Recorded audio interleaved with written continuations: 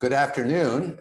My name is Richard Samp. I am Senior Litigation Counsel here at NCLA, and I appreciate your joining us today. We're going to be discussing three Supreme Court decisions from this past spring.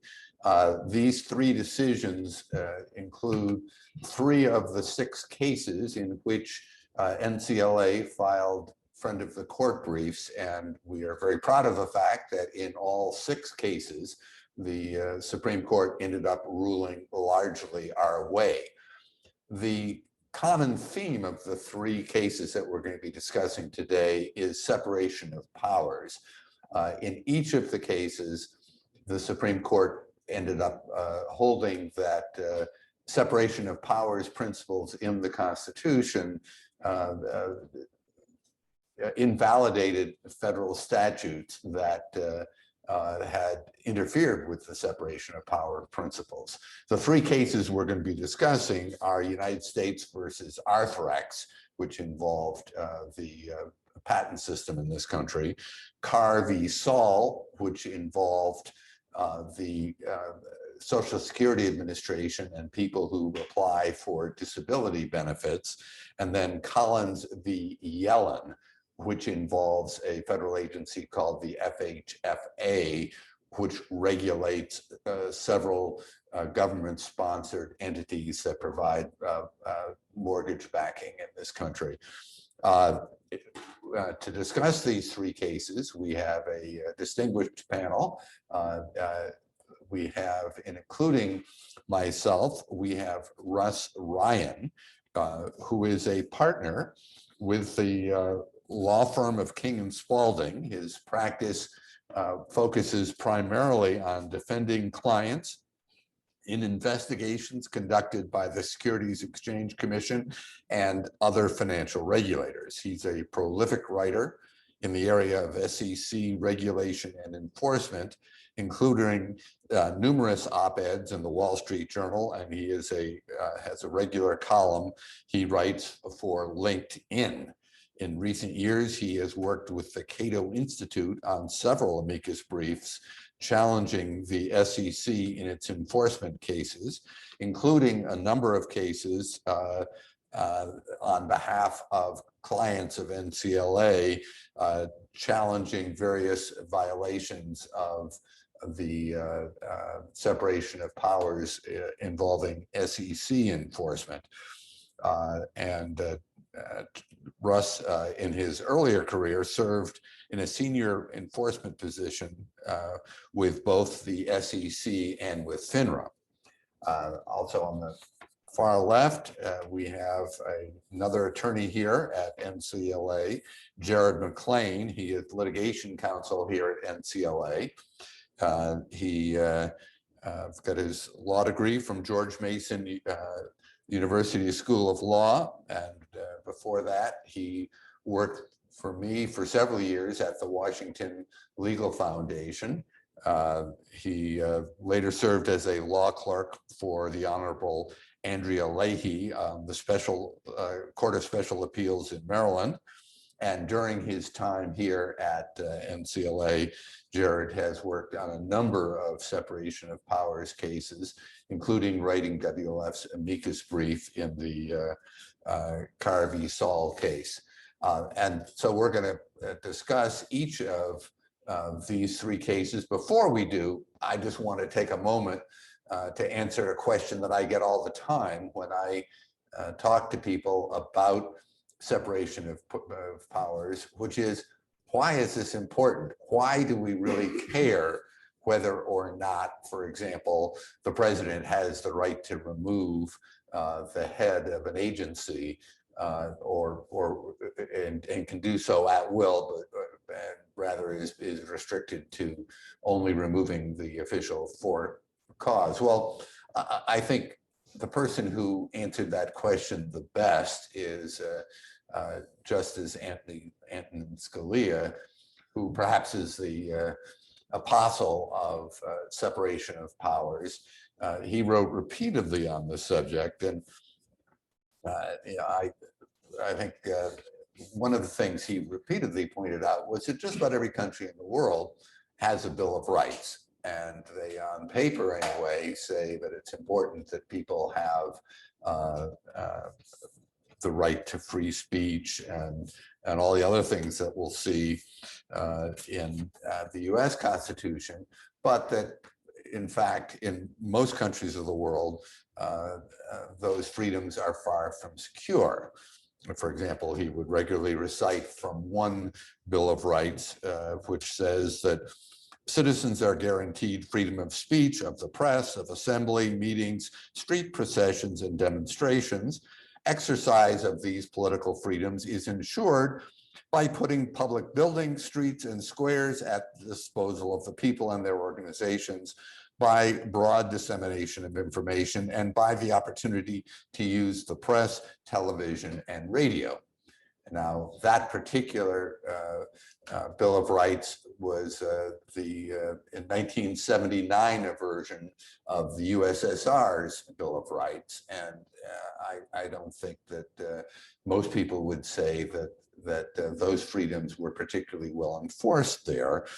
And what Justice Scalia pointed out was that if you have a government that does not have structural guarantees that separate powers, if you instead allow the centralization of power in one man or one party, that then the guarantees of a Bill of Rights are really not going to be enforced. And NCLA, one of its principal reasons for being is to enforce the separation of powers. And we have been actively involved in a number of our own cases in enforcing separation of powers in the area of the judiciary's power to say what the law is, to interpret the law, rather than deferring to what other branches of government have said the law is. We also have been involved in enforcing the non-delegation principle, under which the Constitution says that Congress is the one that writes the laws, and it may not delegate that legislative power to others. So with that introduction, hopefully I've convinced you that the cases we're going to be discussing today are somewhat important. And I'm going to turn to Russ then first to discuss one of the three cases on our agenda today. That's United States versus Arthrex. So Russ, why don't you start? Thanks, Rich. This case I kind of call a sort of appointments clause case. It was decided in late June by a deeply splintered court. And I'll say up front, just from Rich's background, it should be obvious that I'm not by any stretch of the imagination a patent lawyer, and although the case involves Patent and Trademark Office. Pretty much everything I've learned about patent law is in connection with me following this case. So my really only interest in the case is the separation of powers and the appointments clause issues that came up in the case. But the case focused on the 200 or so administrative patent judges that work at the Patent and Trademark Office. They serve in panels of 3 on something that's called the Patent Trial and Appeals Board. And that board was created about 10 years ago in the America Invests Act. And one of the functions of the board is something that's called Interpartase review. And that's when somebody challenges a patent that somebody else already has. Typically, it's a competitor. And a somewhat unique feature of this system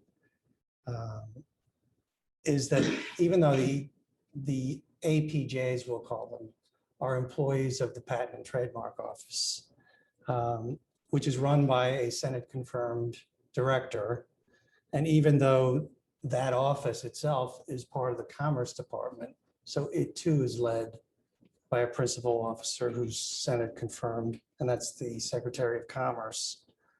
The relevant statute that Congress enacted gives this board, which is comprised of these panels of APJs, essentially unreviewable discretion to adjudicate these challenges to patents and inter partes reviews.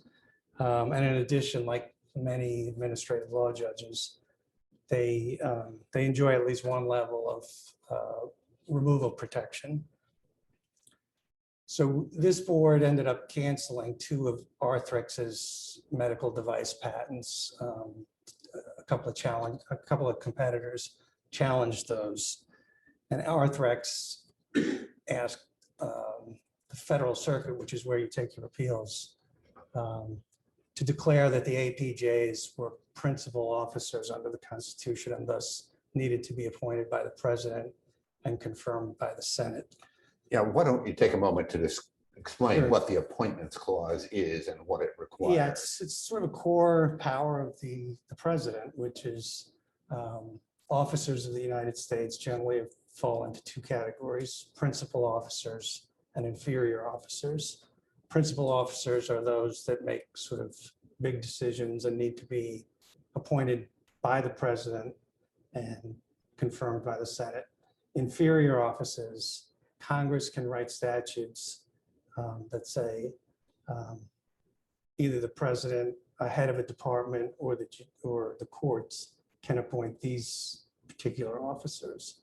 And there's been a lot of case law, and I know Peggy's been involved in some of it, where there's dispute over whether someone's either a principal officer, an inferior officer, or none of the above. Just sort of, I think the courts sometimes refer to them as mere functionaries or something like that.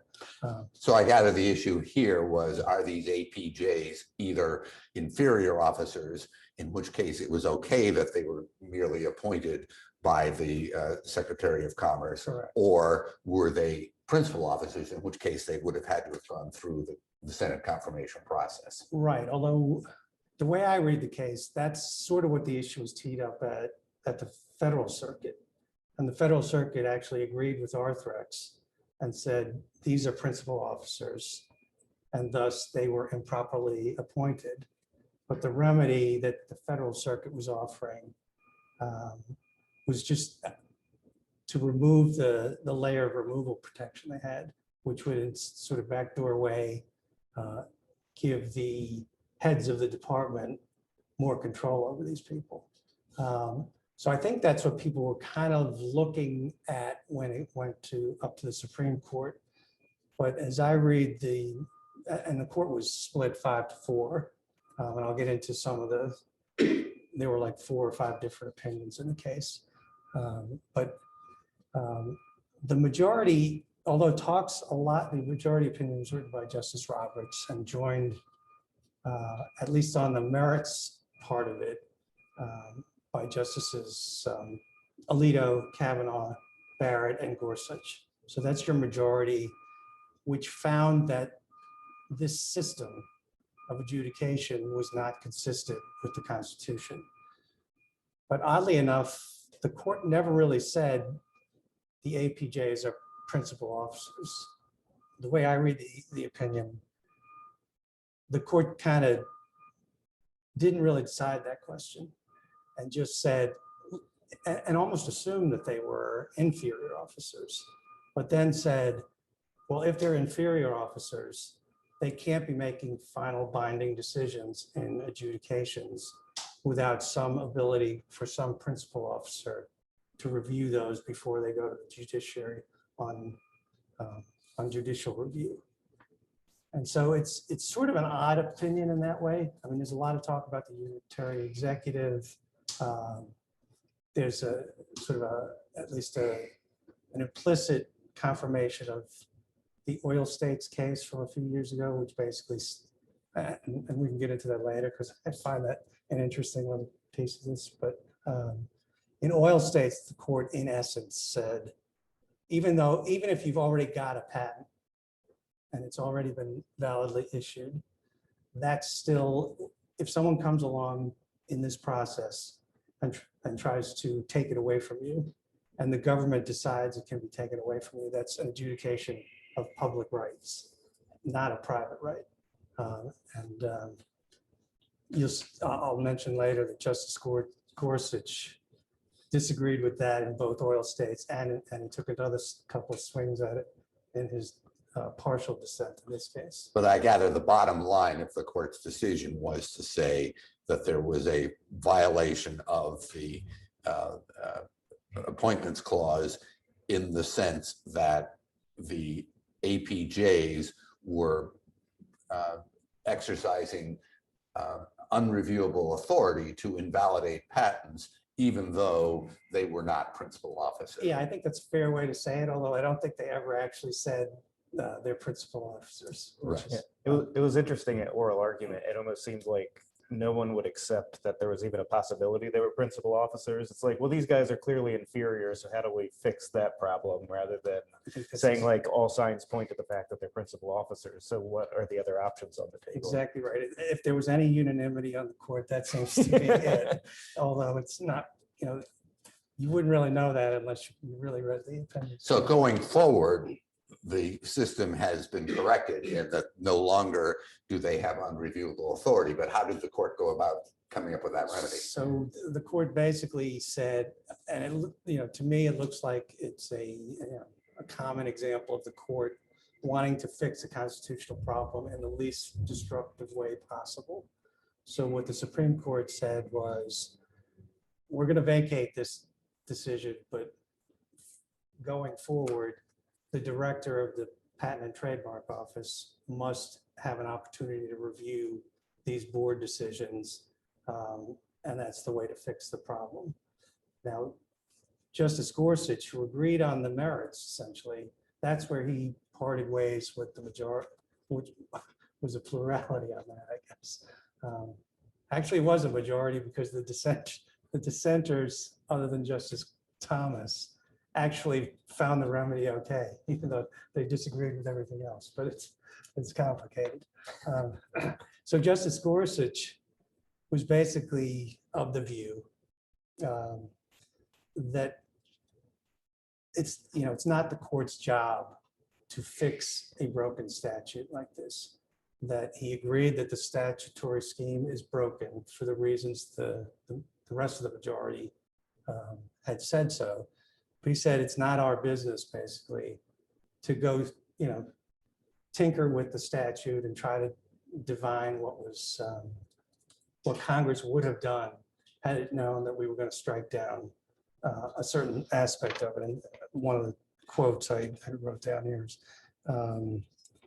he called that sort of an appeal to mysticism, because Congress's intent it's absent. There's no evidence of Congress's intent in what it would have done had it known this feature of the system was broken. So Justice Gorsuch essentially says, what we should do is we identify the constitutional defect, we vacate what happened below, and we basically just throw it back to the political branches to figure out how to fix it. That's not our job. I happen to think he's right on that. He was alone on that point. So there were one partial dissent, one full dissent. The dissenters, oddly enough, were Justice Thomas, Justice Breyer, Justice Kagan, and Justice Sotomayor. So it's sort of an unconventional grouping there. They all pretty much disagreed with the majority and said, these APJs, they're at the low end of the totem pole. I think that's the exact words. The low end of the food chain, I think he actually said. And they're subordinate to at least two principal officers, the Secretary of Commerce and the Director of the Patent and Trademark Office.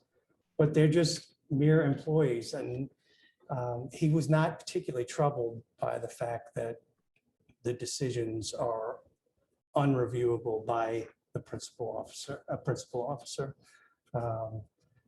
He found other ways that the director of the Patent and Trademark Office could, in theory, control these APJs through various machinations and forming the panels and assigning APJs to the decisions, or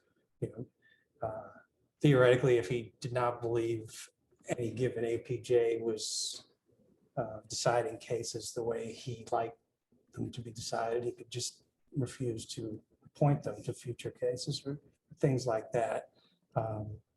So that's the way the dissenters came out. Justice Thomas went even further and suggested that the principal precedent that the majority relied on, case U.S. against Edmonds, it's a major appointments clause case.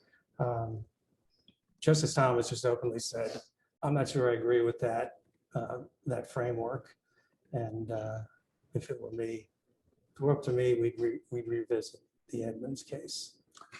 So as I understand it, the bottom line is that we now have a relatively clear distinction between what is a principal officer and what is an inferior officer, that you are a principal officer if you can make a major decision and nobody within the executive branch can overrule you, but rather all they can do is try to go into court to overrule you. And so because the APJs could issue decisions and maybe they could be fired and maybe they could be pull off future cases, but the fact is nobody within the executive branch had the authority to overrule what they ruled in any particular case. That's what made them principal officers and therefore subject to presidential appointment and review by confirmation by the Senate. I think I agree with 95% of that, but again, they did not say they were principal officers. I think everybody, Right. majority and the dissent said Yeah, they're and not principal officers, and that's precisely why they cannot make final binding decisions. But in terms of future cases, we now have a rule that there is a clear line between what is a principal officer and a, or would you not agree? You don't think the line is clear? I don't think it's as clear as you might think. All I mean, right. it's easy enough to say it like as a broad principle, but I think there'll be future cases where there'll be a lot of hair splitting, just like in this case. All right. Thank you, Russ. Why don't we move on to the Carr v. Saul case, which is both of these cases, the underlying issue is the question of the appointments clause. In Carr v. Saul, my understanding is that there were challenges made to the administrative law judges who were hearing Social Security cases and whether or not they had been properly appointed, because in the case of these ALJs, they weren't even appointed by the head of the Social Security Administration. Rather, they were appointed by other civil servants.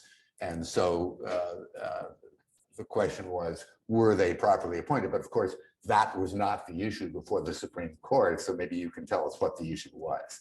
Right. I guess stepping back in 2018, the Supreme Court decided Lucia versus the SEC, and what first addressed this appointments problem with the ALJs in the SEC.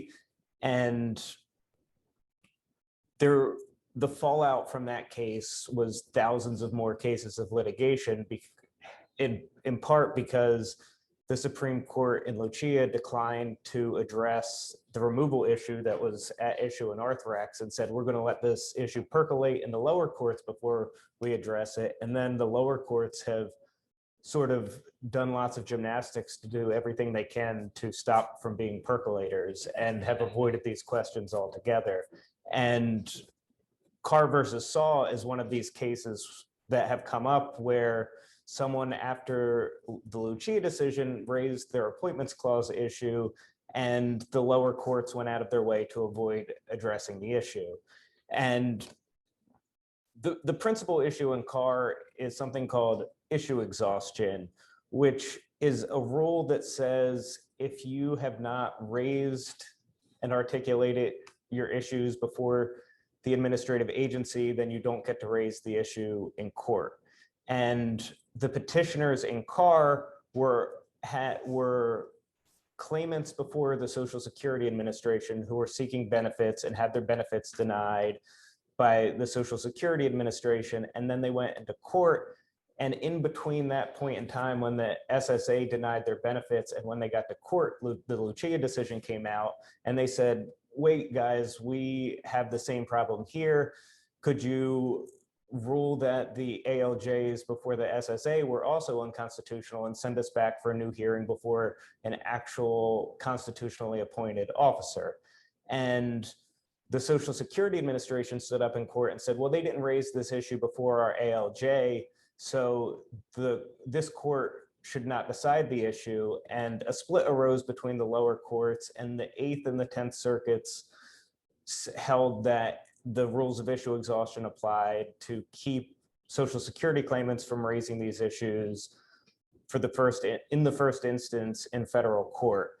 And the Supreme Court takes the case to resolve the split. And the focus of the case, I think, going back to the principle of this Supreme Court doing its best to resolve cases on the most narrow grounds possible, there was a previous decision by Justice Thomas in Sims versus Appel that basically said the Social Security process is different than other administrative agencies. It's less adversarial. Everyone's here to help Social Security claimants get their benefits. So the Social Security claimants who are often pro se shouldn't be held to the same standards. And this case was only different because it was a different administrative body within the Social Security Administration who was deciding the case. And the petitioners were saying, look, we're a lot like the case in Sims. Just stick to your rule that says that the SSA is different and give us a nice narrow ruling that says that these claimants get to go back before a properly appointed ALJ. And NCLA filed an amicus brief in the case along with the Cato Institute that sort of went back to first principles on administrative exhaustion and urged the court to adopt a broader rule that said that issue exhaustion should never apply in cases that don't implicate the agency's expertise, fact-finding, or discretion. So basically, when this isn't the type of issue that Congress has specifically delegated to an agency's expertise, then there's no reason for a court to give deference to that agency, because issue exhaustion by the court staying its hand and not ruling on a constitutional issue that's before it or a statutory issue that's before it, because it wasn't first raised before an agency, that's a type of deference. And in McCarthy versus Madigan, one of the preeminent exhaustion cases from the Supreme Court, they say just that the principles of administrative exhaustion are principles of deference and separation of powers, and Congress has decided who should be deciding what questions in the first instance. And what complicates things with administrative exhaustion is exhaustion rules can come in statutes, they can come from an agency's own regulation, or they could come, as they did in this case, through judge-made or prudential exhaustion. And that means that the judges have just decided for themselves that these are questions that they're not going to answer, even though Congress has vested the court with the jurisdiction to answer them and has not directed that this is only the type of question that an agency should answer. And so what we urged the court to do in Carr versus Saul was to craft a clear line exhaustion rule that keeps the separation of powers intact and doesn't fall further into this morass that was created by Sims versus Appel that said, well, courts should look to how inquisitorial the administrative process is or how adversarial it is, with no actual parameters for the courts to decide just what that means or how inquisitorial a process needs to be before exhaustion is not going to apply. And we argued that the Carr versus Saul case showed just how difficult the Sims rule was to apply, because 5 courts of appeals decided the issue and were split 3-2 on whether the Social Security Administration ALJs were sufficiently adversarial. And the opinion came out unanimously in favor of allowing these claimants to go back and raise their issue in the first instance in the courts, and they held that administrative exhaustion wouldn't apply, but there was a more complicated set of opinions. Justice Thomas wrote separately for himself, and Justice Gorsuch and Justice Barrett, and then Justice Breyer wrote separately. So the majority opinion came from Justice Sotomayor, who looked at the Sims rule and looked at the inquisitorial question and said, you know, maybe the ALJ proceeding is a little more inquisitorial or adversarial than it was in Sims, but we don't really have to decide that because there's these two other factors that suggest that the exhaustion requirement should not apply in this case. And those two factors were, this is a structural constitutional question that the agency has no power to decide for itself. So there's no reason to require litigants to raise that issue before the agency. And secondly, it would be futile to have them raise it, much for the same reason, because the agency was powerless to decide, but also because there were a bunch of internal memos from the Social Security Administration advising the ALJs not to answer these questions and to say that they didn't have the power to answer them. And so Justice Sotomayor came out and basically said, taking all these things together, exhaustion shouldn't apply here. The raising it in the first instance in the court was not untimely, and these petitioners get a new hearing before the SSA, before a properly appointed ALJ. Justice Thomas concurred in judgment and said he joined only the part of the opinion that talked about the Sims inquisitorial test and said he thinks the analysis could have ended there. And Justice Barrett and Justice Gorsuch agreed with him, and they don't opine at all on the merits of the rest of the decision. I think their view was, a fair reading of their view is that the inquisitorial nature is enough and you can stop there, not that courts shouldn't look to the type of issues that are raised or the futility of raising them before the agency. And Justice Breyer's view, which makes a lot of sense to me, is that when Congress has imposed exhaustion requirements, they've done that with the background of how exhaustion was always meant to apply and how it originated in the courts. And when the courts crafted exhaustion rules, there were always these exceptions. So whenever we're imposing an exhaustion requirement, these exceptions always apply. And if you see an exhaustion requirement in a statute or a regulation, you have to read in these exceptions because they're part of the background rule. So the bottom line here is that there were a lot of applicants for disability benefits who were out of court, who had been denied benefits, but then along came the Supreme Court's decision in Lucia and said that these sort of administrative law judges were, at least in the context of the SEC, improperly appointed, and by logical implication, so were the Social Security Administration ALJs improperly appointed in violation of separation of powers principles. So they're going to very likely be a very large number of these people who originally were denied a new hearing because they apparently were too late in raising the issue because they didn't know about the issue until the Lucia issue, the case was decided.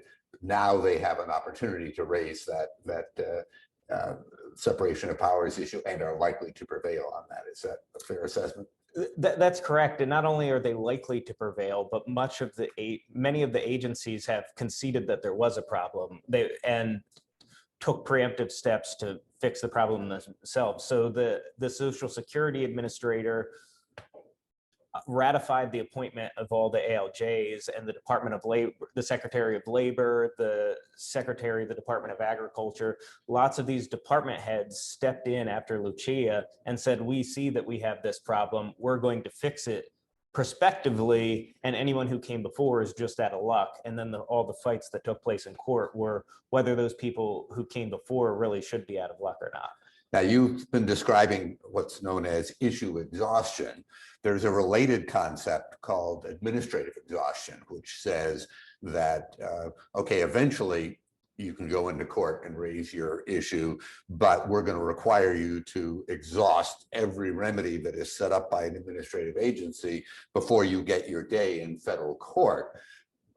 What bearing do you think the decision in the Carvey Saul case might have in those sorts of cases having to do with administrative exhaustion? And by the way, that's very important to me as an NCLA litigator, because NCLA has a lot of cases out there involving the right of people to go into federal court and raise their constitutional claims under separation of powers without having to first spend years going through the courts exhausting their administrative remedies. So does it have any significance, do you think? It does. And the part of the opinion that should apply to both issue and remedy exhaustion is the portion of the opinion that Justices Thomas Gorsuch and Barrett did not join.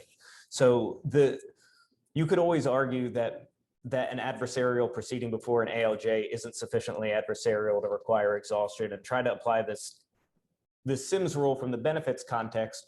You might not have much luck, but the second portion of Justice Sotomayor's opinion, where she focuses on the type of issue that's being raised, how it's a structural constitutional issue, how the agency doesn't have any authority to address this question in the first place, and how it would be futile to raise the issue before the agency. Those are all principles that derive from the remedy exhaustion context, because the first 30 years or so of exhaustion rules, when they were all judicially created, only applied to remedy exhaustion. So all these principles that she's relying on come from the remedy exhaustion context and apply equally in that context. And NCLA argued in its brief in Carr that these principles don't matter so much whether it's issue exhaustion or remedy exhaustion. It's about separation of powers. It's about judges deciding for themselves when they're not going to answer constitutional questions before them, when there's no direction from Congress that they shouldn't be answering them. And so outside of the exhaustion context, we've also had cases in the Lucia case on remand, and our case with Michelle Cochran in the Fifth Circuit, and we had a case with Christopher Gibson out of the 11th Circuit that were these implied jurisdiction stripping cases. And it's not quite exhaustion, but it's basically the cousin of it. And it's just this principle that you're talking about, where these people have a claim that the administrative adjudicator lacks any constitutional authority, and the agency would like them to go through this unlawful process anyway before they can get to go to court and say, Article 3 judge, could you please fix this process for us so we can have our hearing before a constitutionally sound process. And the courts have implied that there's jurisdiction stripping. So they've said, oh, sure, Congress has given us jurisdiction over this, and Congress has the sole authority to set the jurisdiction of this court, but we're going to read into the Security Exchange Act or whatever other statute that Congress really didn't want us to answer this type of question. And as we argued in Carr and we argue in Cochran, it's the same principle, that the separation of powers dictates that Article 3 judges need to answer the questions that are within the jurisdiction that Congress sets, and they shouldn't be tying their own hands and deferring to agencies to answer the questions in the first instance. Now, Can I take sure, go ahead. brief issue with the presumption that the Carr plaintiffs and similarly situated Social Security claimants will win that on the merits that All right. because in the SEC cases, we have gone out of our way basically to say, look, SEC ALJs are different. This is not the end of the world for the administrative state if you strike down their tenure protection or their appointments, because there's a world of difference between the handful of SEC ALJs And I think there's hundreds, if not thousands, I of think it's thousands. Social Security ALJs. Yeah, I think most of the ALJs within the federal government are Social Security And Administration this goes back ALJs. to it's sort of my pet point on public versus private rights. And Social Security cases, I view as sort of the classic public rights adjudication. It's government largesse, government benefits that are being given out of the public fisc to people. And there's a difference between administrative judges essentially administrating those benefits and an agency like the SEC, where it's right now essentially a law enforcement agency. It is coming after people for harsh sanctions, penalties, and I don't think there's any credible argument that an SEC enforcement case is adjudicating public rights, particularly when it's not an SEC regulated entity that's on the receiving end. But I don't think we want to belabor it here, but I just think there's a world of difference. And to rule against the SEC ALJs in any of these given cases does not necessarily mean, in my view, that ruling applies across the board to all those other ALJs out there. And the Social Security Administration accounts for, I don't know, probably 90% of the ALJs. I would imagine, because Yeah, like something like USDA has Yeah. 3, and so Yeah, like, it's- I and mean, they have thousands, so By probably far, more the than that. vast majority of ALJs out there are with the Social Security Administration. And at least we've argued in the SEC cases, or at least in some of them, they're just fundamentally different, what they do, than what SEC ALJs do. I think you make a very good point, and certainly the Supreme Court's decision in Lucia, which struck down ALJs in the SEC because of their improper appointments. The case there is strongest, but as Jared pointed out, of course, the Social Security Administration maybe would have had a stronger case, but they ultimately conceded the point and have now said going forward, they are going to have the head of the Social Security Administration do all appointments of ALJs.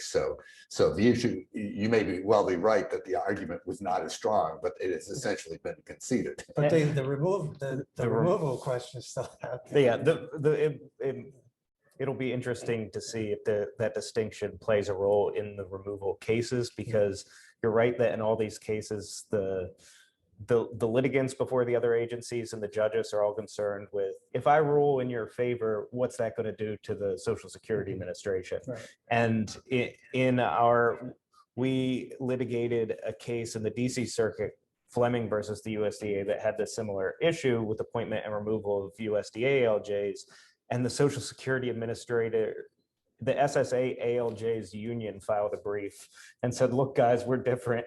Like, what you do in this case shouldn't affect us.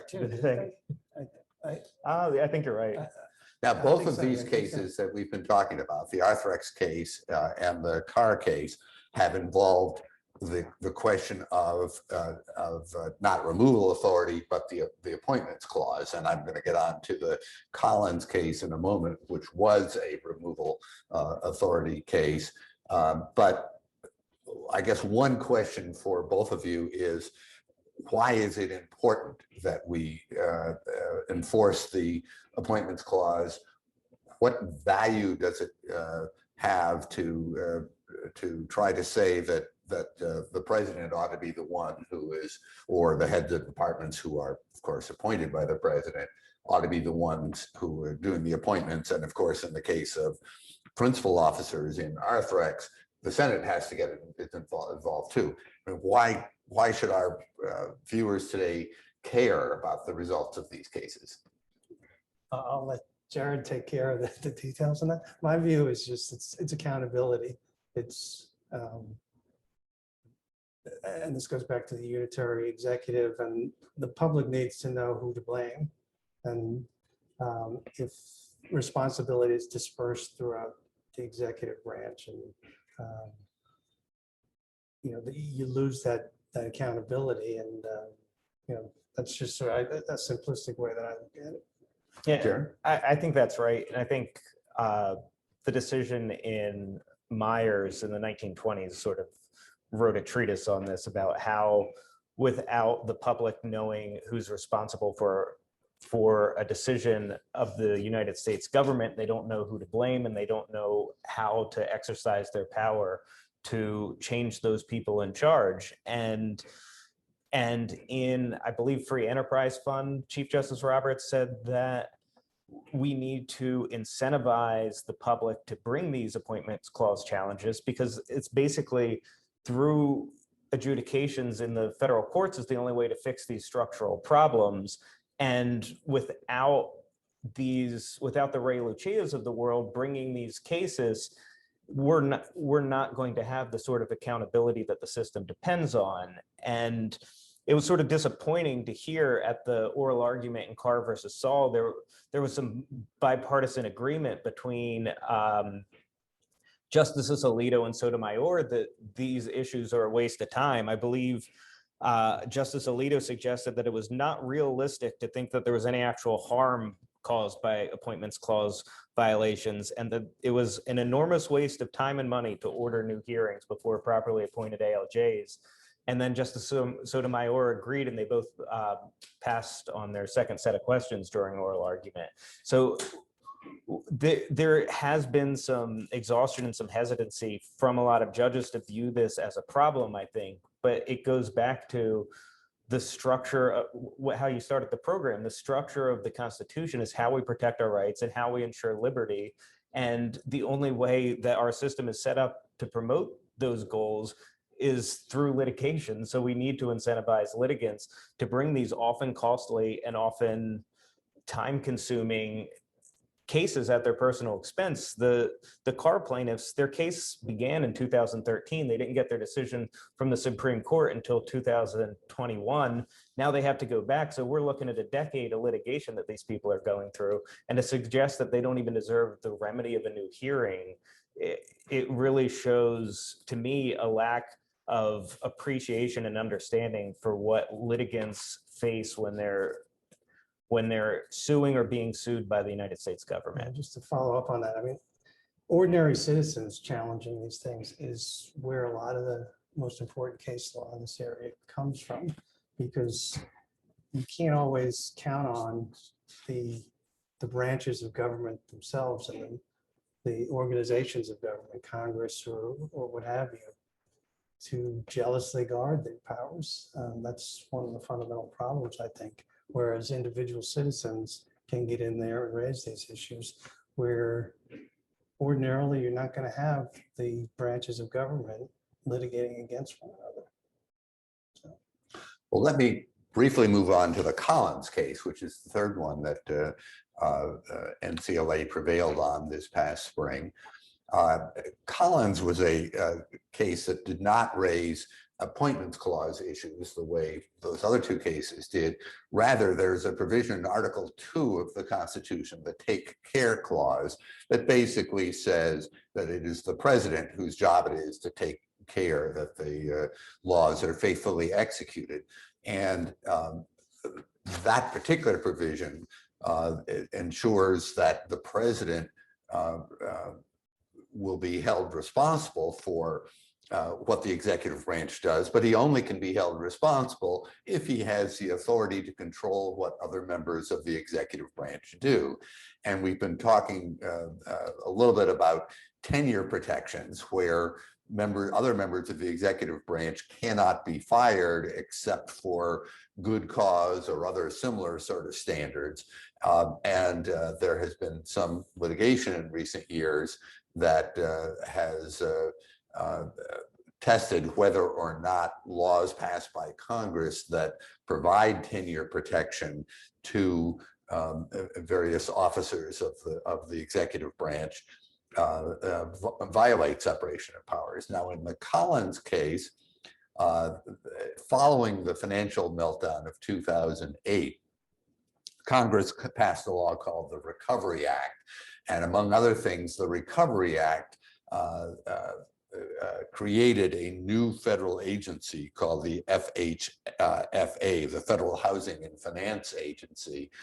And the job of this agency was rather limited, but specifically FHFA was created in order to control two government-sponsored entities that between them provided most of the mortgage financing in this country. And those two entities, which were public corporations with lots of shareholders, were generally known as Fannie Mae and Freddie Mac.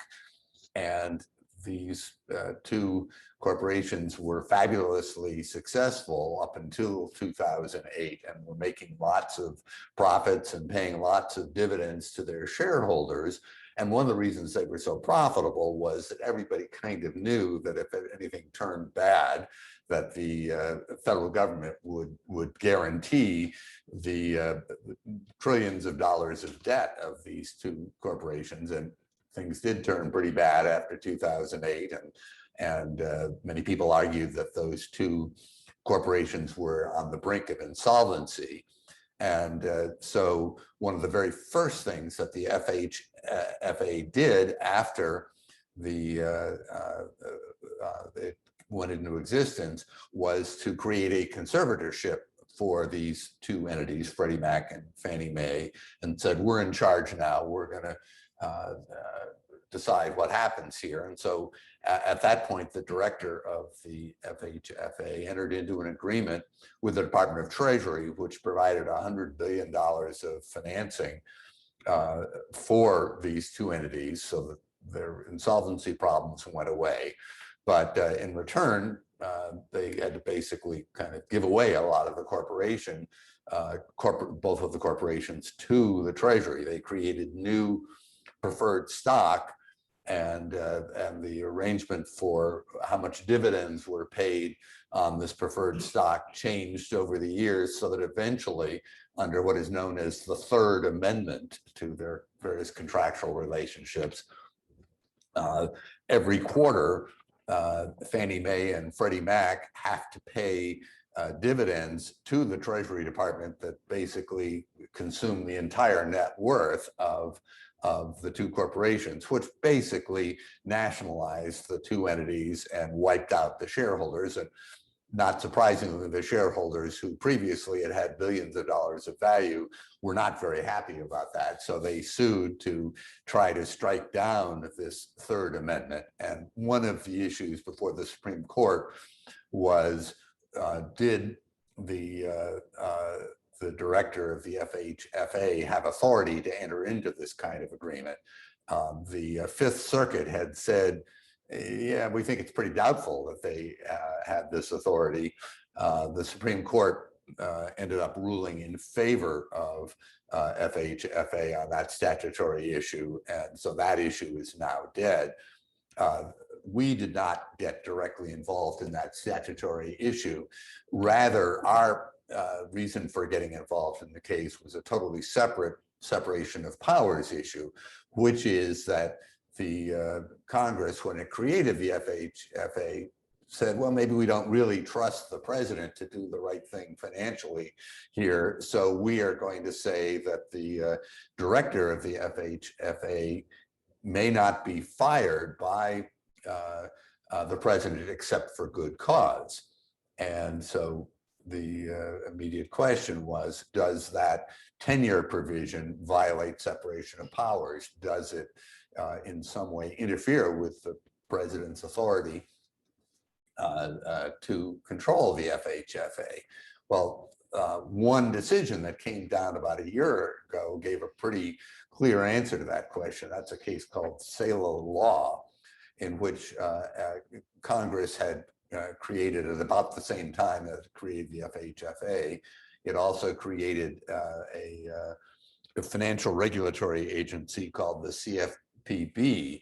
And the Cfpb had a director who also had tenure protection. And in many ways, so it was a lot worse in that his term of office extended beyond the end of each administration. So it really became a totally independent agency that could not really effectively be controlled by the president. And in fact, for several years at the beginning of the Trump administration, the head of the CFPB was a carryover appointee from the Obama administration who was carrying out policies directly contrary to what the Trump administration wanted.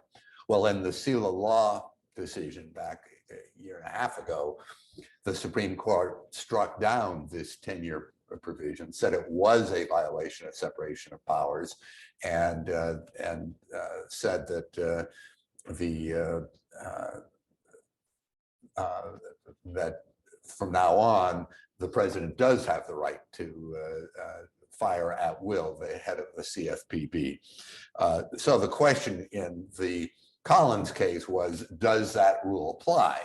And there were a number of arguments raised as to why maybe it was not, the seal of law decision was not applicable. And the Supreme Court struck down all of them and said, when we upheld the separation of powers in sale of law, we really meant it. There were basically three distinctions that people tried to raise as to why it should be different. First of all, they said, well, the CFPB regulates huge amounts of the economy, while the director of the FHFA only regulates two entities. And the Supreme Court said, no, it doesn't make any difference how broad the authority is. These sort of 10-year protection provisions are not going to be permitted. And besides, how are we going to get in the business of trying to decide which is the really strong agency and which one has limited powers? We don't think that's the proper role for courts to get involved with. Secondly, the Supreme Court, some of the people were arguing in the Supreme Court that it should make a difference that Fannie Mae and Freddie Mac were really government regulated agencies. They really weren't the general public. So somehow sale of law should not apply there. And the Supreme Court said, no, it does apply, even though the only regulated entities were government-sponsored entities. The fact is that Fannie Mae and Freddie Mac indirectly affect virtually everybody in society, given their control of the mortgage finance market. So that really was not a good distinction. And the third thing that people tried to raise as a distinction was that perhaps the 10-year protections were a little bit less strong. And this, to me, I think was one of the most important parts of the Collins decision, where the Supreme Court said, no, it really doesn't make any difference how strong the 10-year protection provision is. Strong or weak, it is still a violation of separation of powers. Now, at the end of the day, we were very happy because the court upheld this separation of powers provision. The shareholders were not particularly happy, however, because the Supreme Court said, we're not going to hold that the head of the FHFA was improperly appointed. In fact, he was Senate approved, and so he was properly appointed. And the sort of things that he did, including enforcing the Third Amendment, are just fine. Going forward, we're going to sever the provision of the statute that gives 10-year protection, but nonetheless, we're not going to necessarily strike down the Third Amendment ab initio.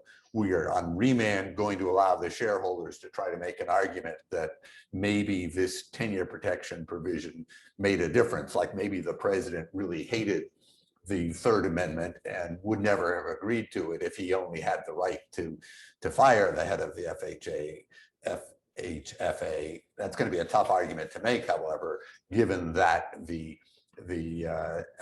FHFA entered into this agreement with the Treasury Department, and of course, the Treasury Department is under the direct control of the president. So on remand, it's going to be a tough row to hoe for the shareholders, but I think importantly, Collins did uphold these broad separation of powers principles, saying really the president ought to have the right to control the executive branch. Of course, there's one glaring exception that is still out there to that principle, and that is a decision decided back in the 1930s by the name of Humphrey's Executor, in which the Supreme Court said, we're going to make an exception for multi-member independent agencies, such as the SEC or the Federal Trade Commission, groups like that. And we're going to say that probably, I mean, to the extent that the law really does prohibit the president from firing the heads of these agencies, that's a historical exception. So we're not going to interfere for now, anyway, with the federal laws that limit the president's right to control these independent agencies. But Saylor law said that exception only applies if it's a multi-member agency, that we're not going to apply it to places like the CFPB or the FHFA that have only a single head. So one thing I want to throw open to you guys is, what's your thought about the long-term future of the Humphrey's Executor decision, and is it likely that the Supreme Court is going to revisit that and say that even in the case of independent agencies, the president has the right to fire? I was going to ask you that question. You're involved in more cases than I am on this.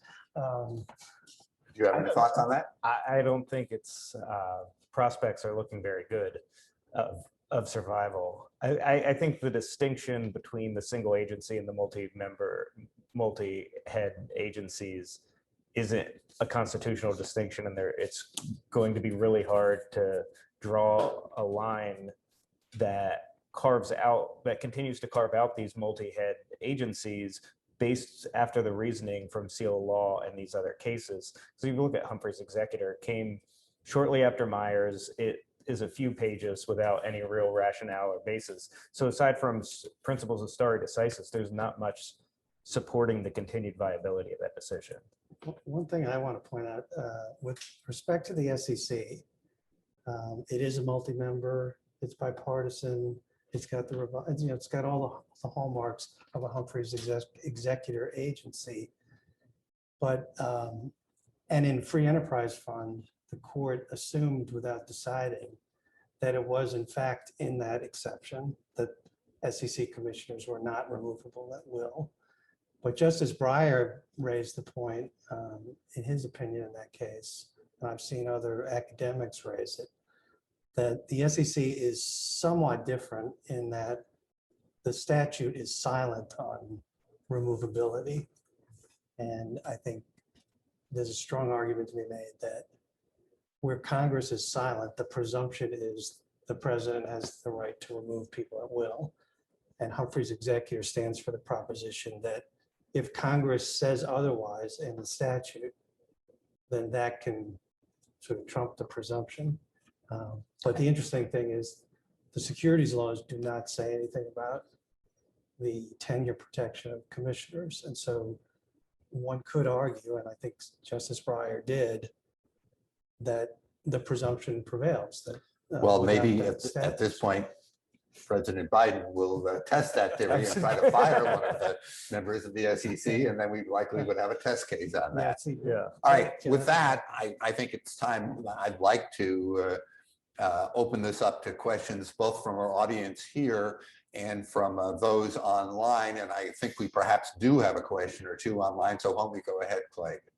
Just want to jump in here because John Kirchhoff online, specifically before you guys even brought it up, asked a question about Axon, the FTC pending cert petition that may well deal with Humphrey's Executor and exhaustion issues. Do you guys have any guesses as to whether that's gonna go up, whether we'll get to deal with these sooner rather than later? You want to go ahead with that? I have some thoughts, but why don't you go first if you want to? Yeah, go ahead. I'm not that familiar. All right, with the Axon is a challenge to the structure of the Federal Trade Commission. The principal issue in the case is Axon doesn't like that the FTC is trying to undo one of its mergers. And the principal issue in the case is, should it be allowed to jump into federal court and raise its separation of powers issues now, or should it be required to exhaust its administrative remedies? What's going on is the FTC has brought an administrative proceeding against Axon and has said, we think this merger that you entered into ought to be undone. Not only undone, but you ought to provide free property to this entity that you spin off so that it can compete with you. So Axon is not very happy with that proceeding, but that proceeding would likely go on for years. And of course, the FTC never loses internally since it's judging its own cases. So Axon would like to be able to jump into federal court and challenge the structure of the FTC. The problem for them is that there isn't right now a clear split in the circuits on the issue of whether or not they can avoid having to do this administrative exhaustion. However, NCLA is very much hoping that there very soon will be a split of authority on that. We have a pending case that Jared mentioned that's pending in en banc in the Fifth Circuit by the name of Cochran, in which we are arguing that these sorts of administrative exhaustion issues should not apply, because otherwise people will have to spend years litigating these constitutional issues in front of the agency, where of course they know they're going to lose. Shouldn't they be allowed to go right into federal district court, especially since the federal law says federal questions can be raised in federal court, and there is no statute that says they can't go into federal court to do it. In addition to this issue of administrative exhaustion, the cert petition in the Axon case, I believe, also raises the issue of, oh, while you're at it, shouldn't you overturn Humphrey's executor? That may be a little bit of a stretch to ask the court to also reach that issue. But I think that if NCLA wins its case in the Fifth Circuit en banc, and the fact that the Fifth Circuit is hearing the case en banc is at least some indication that we are going to win that case. If we do win that case, then there will be a circuit split. And so therefore, at that point, I think it's very likely that the Supreme Court will either agree to hear the Axon case or it will agree to hear our Cochran case. Yes, you have a question, John. I have a question. I have one comment. I don't think Humphrey's going to be overruled, and that's just because they're the Federal Reserve. And I just do not see the court upending the way the Federal Reserve is structured. So that's just a practical matter. But there's been a lot of suggestions. I think Tosh might have written one on making the ALJs Article 3 judges. And even that, what I would call, well, should I call it radical, ambitious proposal, excludes the Social Security for as public rights. Does anyone on the panel have any views about the separation of power issue of whether the ALJs should be, particularly of the SEC and the ones where there are fewer of them and they do take on private rights? Should they have to be Article 3, and can you do that by litigation, or are we looking at the Congress? Since we don't have any microphones in the audience, let me just repeat the question for the benefit of those online. It was an observation, first of all, that the questioner doesn't think it likely that the Supreme Court is going to overrule the Humphrey's executor decision. Then the question is, all right, what do we do with ALJs? Should we make them essentially part of Article 3 rather than make them part of the executive branch, give them life tenure, and do that as a way of getting rid of these separation of powers issues? Is that a fair summary? That is. Go ahead. Yeah, I've heard the same thing mostly at conferences and mostly from academics. Every time I hear it, it sounds like a pretty interesting, decent idea to me. I confess I haven't thought through all the ramifications and how it would actually work, but at least at a high level, in theory, it sounds preferable to the state of affairs that we have right now, for sure. That's my view on it. My initial reaction is we already have Article 3 judges and they could just hear these cases in the first place. I guess it would just be sort of an expansion of the federal judiciary. Right. If it's just adding seats to the district courts, like would the commission still have final review over the Article 3 It's decisions? specialty Article 3 Yeah, court, I think so federal too. court claims or something like this. You'd be specialty, I'll speak louder, you'd be a specialty Article 3, I think is McIntosh's, Calabrese's proposal, that there would be, you would have an expertise in this one area. This sort of It'd be something like the U.S. Court of Administrative Adjudication, Patent something like that. claims, Yeah. things like that. But that was one of the arguments in Arthrex was this used to be done by Article 3 judges, just give it back to them, and that solves this problem. This reminds me that Russ wrote a very interesting article recently that, first of all, back in about 2010, for the first time, the SEC had the right to bring many of its enforcement actions administratively in front of ALJs rather than going into federal court.